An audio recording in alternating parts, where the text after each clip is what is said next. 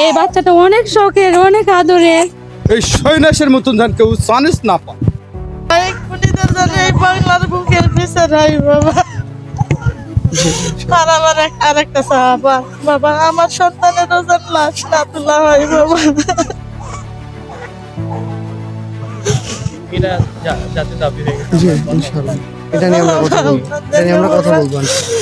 আমরা যারা সন্তান হারাইছি বাবা, সেই সন্তানরা বাবা তোমরা যারা বাঁচা আছো, আমাদের সন্তানের পরিবর্তে তোমরা সেই সব অসমাপ্ত কাজগুলো সমাপ্ত করো বাবা, এটাই আমাদের চাওয়া তোমাদের কাছে।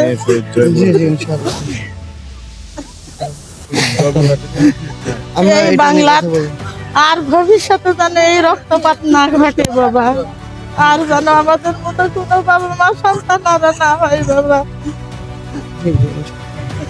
আমরা এটা নিয়ে কাজ করবো, আমাদের জায়গা থেকে যতটুকু সর্বোচ্চ দিয়ে চেষ্টা করবো।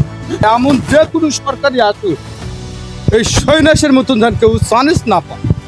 এই একটা গঠনই আমি আপনার কাছে চাই, আর কোনো আমার দুঃখ নেই। আমি কিন্তু ভূমি, আমার শুধু বাড়ি ঘরের জায়গাও নেই। আমি খুব দুঃখ করে ছেলে মেয়েকে আমি পড়াই। আমার মেয়েটা 5 ওয়াক্ত নামাজ পড়ে এবং কোরআন শরীফ পড়ে, সে মরে গেছে। আমার এটাই দুঃখ নেই, আমার দুঃখ আমার মেয়ে নেই, এটাই দুঃখ। তাছাড়া আমি যত লাশ দেখেছি, মনে করো যাত্রা বাড়িতে সাইনবোর্ডের হতে, তা সেই দেশের প্রতি মানুষ রক্ষা হয়েছে, এটাই আমি আল্লাহর কাছে।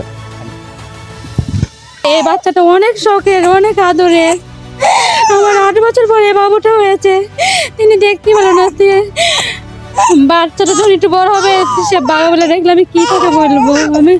আমি চাই, বিচার চাই এই হত্যা।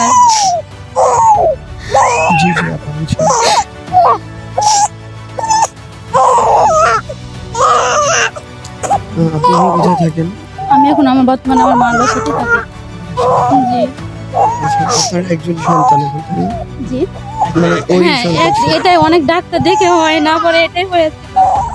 কিন্তু ভাগ্যের নির্মম পড়ে আসছে, উনি দেখা যেতে পারলো না, অনেক আফসোস নিয়ে মারা ফেলা হয়েছে ওকে। ওর নাম কি রেখেছেন?